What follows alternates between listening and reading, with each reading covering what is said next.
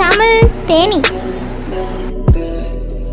நீயா நான் பார்த்தேன் பார்ட் 2 எடுத்திருக்காங்க. அன்னைக்கு பெண்கள் சொன்னாங்கல்ல, எனக்கு ஏரோப்ளேன் வேணும், ஹெலிகாப்டர் வேணும், 50 பவுன் நகை அப்படிங்கிற மாதிரி அதோட தொடர்ச்சியாக எடுத்திருக்காங்க.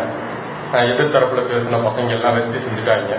ஆனா நீயா நான் போறதுக்குன்னே ஒரு பசங்க குரூப் இருப்பாங்க போல.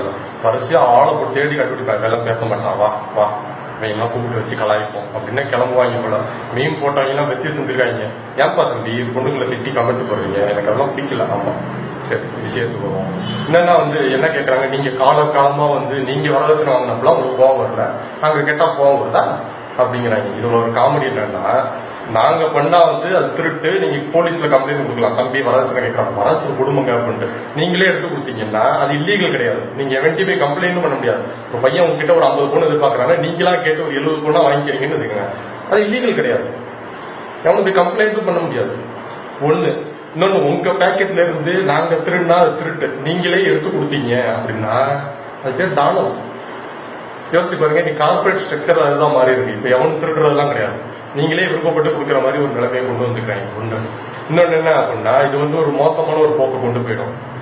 கோபிநாத் சொல்றாப்ல, இந்த மாதிரி விஷயங்கள் எல்லாம் பேசுறதுதான் இதெல்லாம் நம்ம தோற்றுவோம் அப்படின்னு சொல்லிட்டு என்ன தெரியுமா, இந்த ப்ரோக்ராம் முடிஞ்சு என்கிட்ட ஒரு 2-3 பொண்ணுங்க சொல்றாங்க, நான் தான் முட்டாளா இருந்திருக்கேன் போல அப்படின்ற. ஆமாண்டாடே எல்லாம் இப்படி கிளம்பி எல்லாம் அப்படி அவேரானாங்கன்னா என்ன ஆகுறதுன்னு தெரியல.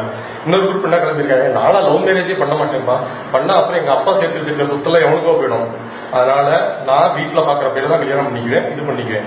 லவ் பண்ணாலும் நாங்க அரேஞ்ச் மேரேஜ் தான் மாத்திட்டு இது பண்ணிக்குவோம். வரதட்சணை இப்படிதான் அது மாத்தோம். பேசிக்கா வரதட்சணை வாங்காத ஒரு குரூப் எவன் அப்படின்னா, 2 வீட்லயும் ஒதுக்கி வச்சிருவாங்க, பேசவே மாட்டோம். அதே ஒரு வருஷம் 2 வருஷம் கழிச்சு இது பண்ணிக்கிறியா, அப்புறம் ஏதாவது ஒண்ணு சேருவா, அவனுக்குலாம் ஒண்ணும் கிடைக்காது. நாலு பின்ன பாத்துக்கோ போடா அப்படின்ட்டு வேணா ஏதாவது ஒரு ஷேரை கொடுப்பாங்க, அவ்வளவுதான். மித்தபடி எல்லா பேரும் இன்னைக்கு ஒரு பக்கம் வரதட்சணை வாங்கிட்டு இருக்காங்க. சோ இதை இது குறைக்கும். பணத்துக்காக பார்த்துட்டு லவ் ஆகுது இதாவது ஓடிடுற, நீ எல்லாம் ஒன்னையெல்லாம் கல்யாணம் பண்ணிட்டு அப்படின்னு. சோ இந்த போக்கை நம்ம குறைக்க, இந்த போக்கை நம்ம இது பண்ணதான் பார்க்கணுமே தவிர, அவங்க கேட்கறாங்கப்பா, அவங்க குடும்பத்துல அவங்க கேட்கறாங்கப்பா அப்படின்னு நம்ம மோட்டிவேட் பண்ணோம்னா எல்லாம் கேட்க ஆரம்பிச்சிருவாங்க, 50 பணா போடுறா அப்படின்னு. எங்க போய் முடிய போகுதுன்னு தெரியல. நன்றி.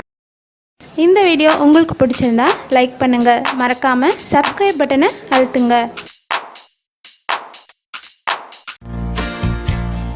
Blue